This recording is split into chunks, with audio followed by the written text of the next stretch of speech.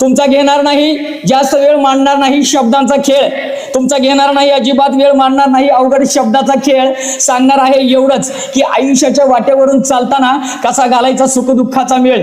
आयुष्याच्या वाटेवरून चालत असताना कसा घालायचा सुखदुःखाचा मेळ. लक्षात ठेवा, कशी जपायची ग्रंथ पुराण पोथी, अध्यात्म आणि विज्ञानाची सांगड घालून कशी फुलवायची आपली संस्कृती, कशी जपायची काळजातली नाती, कधीच नाही विसरायची आपल्याला जन्म दिलेली माती. सांगणार आहे एवढंच की आयुष्याच्या वाटेवरून चालताना कुणाशी भांडायचं, कुणाशी रुसायचं, कुणाशी जिंकायचं, कुणाशी हारायचं, या निसर्गानं एकदाच दिलेलं सर्वात सुंदर असलेलं परंतु त्याला वन्स मोर नसलेलं आयुष्य कसं सुंदर आणि आनंददायी करायचं, कसं सुंदर आणि आनंददायी करायचं.